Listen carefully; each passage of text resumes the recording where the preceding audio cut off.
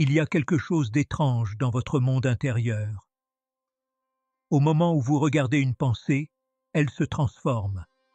Vous observez une émotion et soudain, elle n'est plus aussi bruyante qu'elle l'était une seconde auparavant.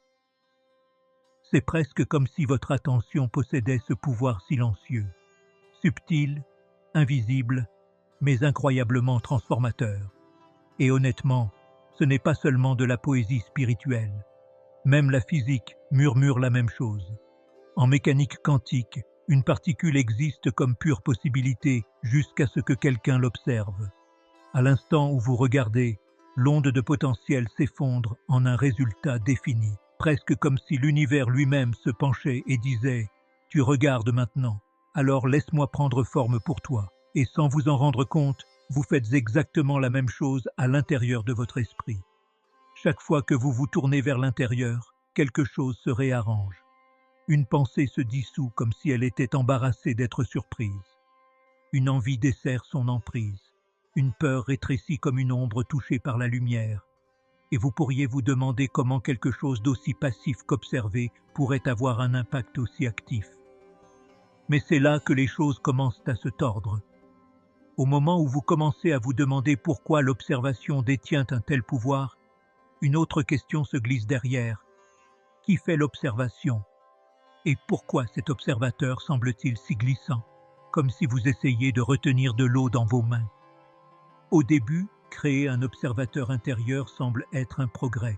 Vous prenez du recul par rapport à vos réactions. Et soudain, il y a de l'espace pour respirer, de l'espace pour remarquer, de l'espace pour choisir. Vous vous dites des choses comme « Je ne suis pas l'esprit, je suis celui qui observe l'esprit ». Et cela apporte du soulagement, du calme, un peu de clarté, presque comme si vous aviez trouvé un balcon tranquille au-dessus du chaos de votre vie. Mais si vous êtes vraiment honnête avec vous-même, et vous devez l'être si vous voulez comprendre ce qui se passe réellement, quelque chose d'étrange arrive. L'observateur que vous pensez avoir trouvé ne reste pas immobile. Un moment, il semble être derrière vos yeux. Le moment suivant, il flotte dans votre poitrine. Parfois, il est complètement à l'extérieur du corps. Le centre de vous continue de se déplacer. Et au fond, vous réalisez que vous observez aussi l'observateur. Et c'est là que les fissures commencent à apparaître. Parce que si vous pouvez observer l'observateur, alors l'observateur n'est pas le vous final. C'est juste un autre objet dans ce vaste champ de conscience. Une autre pensée portant des vêtements spirituels, une autre identité prétendant être la vraie. Vous n'avez pas trouvé le véritable observateur. Vous avez trouvé un autre masque. Et c'est là que les gens commencent généralement à se sentir mal à l'aise, car la chose qu'ils utilisaient comme refuge, le témoin, l'observateur, s'avère n'être pas plus solide que les pensées dont ils essayaient de s'échapper. Donc l'illusion commence ici même, à la toute première étape de l'observation de votre esprit. L'idée qu'il y a un vous stable et séparé derrière les yeux, regardant tout passer, semble réconfortante. Elle semble sûre, elle semble spirituelle, mais quand vous la poursuivez, quand vous vous tournez réellement vers elle et demandez « D'où observes-tu » le sol se dissout sous vos pieds. Chaque fois que vous essayez d'atterrir sur un emplacement, un point de vue intérieur, vous réalisez que vous l'observez depuis ailleurs. Et c'est le début du dénouement, le début de voir que l'observateur en qui vous croyez pourrait ne pas exister du tout. Maintenant, quelque chose de subtil a déjà commencé à se produire. Vous avez vu l'observateur glisser, se déplacer, se relocaliser, se dissoudre, presque comme un mirage dont vous ne pouvez pas vraiment boire. Et au fur et à mesure que vous continuez à regarder, toute la structure commence à vaciller, un peu comme fixer votre propre reflet dans l'eau. Au début, il semble solide, familier, presque fiable. Mais au moment où la surface ondule, même légèrement, le visage que vous croyiez être vous se plie, s'étire, se brise. C'est le moment où vous réalisez que le témoin en vous se comporte de la même manière. Il semble stable, mais seulement tant que vous ne l'examinez pas de trop près. Au moment où vous le faites, la stabilité se brise. Vous avez probablement ressenti ce vacillement auparavant sans réaliser ce qu'il signifiait vraiment. Un moment, l'observateur semble spacieux et calme, comme s'il était une présence élevée, observant tranquillement tout. Le moment suivant, il rétrécit en un petit nœud tendu dans la poitrine. Puis, sans avertissement, il se déplace derrière les yeux ou flotte comme un nuage, quelque part au-dessus du corps. Et si l'observateur était vraiment votre cœur, votre centre, votre ancre, il ne changerait pas constamment d'adresse. Les vrais centres ne vagabondent pas. Ce qui vagabonde, c'est votre attention, et l'observateur la suit simplement, prétendant être celui qui contrôle. C'est là que le sommeil profond entre dans la conversation, et cela compte plus que vous ne le pensez. Les gens disent souvent que la conscience ne peut pas être constante si elle disparaît complètement quand je dors. Mais restez assis avec ça une seconde. Vous souvenez-vous réellement de disparaître, ou vous souvenez-vous simplement de vous réveiller? Ce dont vous vous souvenez, c'est l'absence d'activité sensorielle et mentale, pas l'absence de vous. Le sommeil, c'est comme être dans une pièce sombre, où rien ne se passe. Vous ne disparaissez pas juste parce que rien n'apparaît pour être remarqué. La conscience n'a pas besoin qu'un film se déroule pour exister.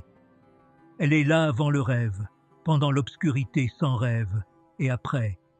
Ce qui signifie que l'observateur, celui qui va et vient selon le contenu, n'est pas du tout la vraie conscience. C'est juste une identité temporaire qui apparaît quand l'esprit s'illumine à nouveau, et cette réalisation fissure quelque chose d'important en grand. Le témoin sur lequel vous vous êtes appuyé n'est pas fondamental. C'est un reflet, tout comme la lune sur l'eau, beau, utile, même apaisant parfois, mais dépendant de la surface de l'esprit étant suffisamment calme pour le refléter. Pas d'esprit, pas de témoin. Cela seul vous dit que le témoin n'est pas qui vous êtes vraiment. Parce que ce que vous êtes ne disparaît pas quand vous dormez. Ce que vous êtes ne dépend pas de la clarté mentale ou du calme émotionnel. Ce que vous êtes, c'est la conscience qui contient toute chose, y compris la montée et la chute de l'observateur lui-même. Et quand vous voyez enfin que le témoin s'effondre au moment où vous essayez de le saisir, l'illusion commence à perdre son dernier endroit où se cacher. Une fois que le soi-disant témoin commence à se fissurer, quelque chose de fascinant commence à se déployer. Vous essayez de vous accrocher à tout ce qui semble être vous. Mais chaque fois que vous l'atteignez, le sol se déplace à nouveau. Vous vous asseyez tranquillement et cherchez ce centre intérieur.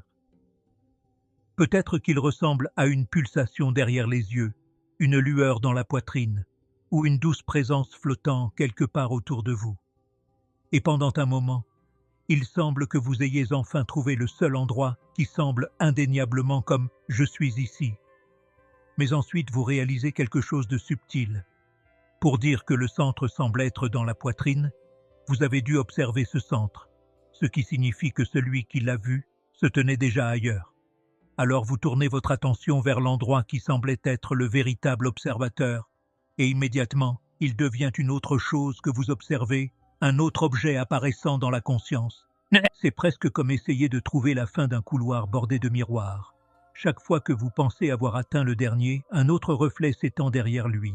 Vous continuez à reculer et chaque pas révèle que le vous auquel vous croyez s'est simplement transformé en la dernière chose perçue.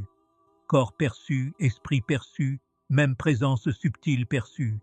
L'observateur que vous juriez être original s'avère être juste une autre couche. Plus vous regardez profondément, plus vous remarquez une sorte de motif qui semble à la fois frustrant et étrangement beau.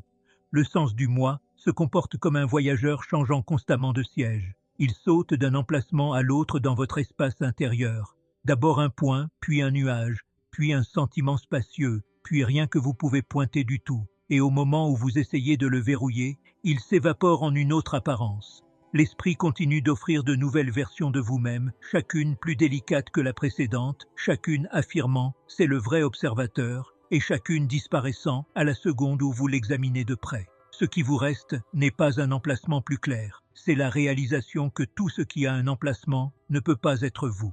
Finalement, quelque chose clique.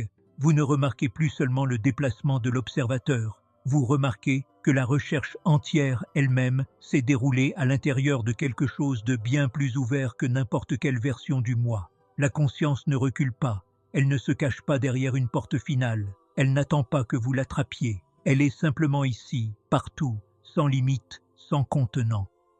Le pas en arrière que vous avez fait encore et encore ne mène pas à un observateur plus raffiné. Il révèle qu'il n'y a jamais eu d'observateur solide en premier lieu, juste des couches d'apparence montant et tombant dans une conscience qui n'a pas de centre à trouver, alors que ces pas en arrière se dissolvent en quelque chose de vaste et sans centre.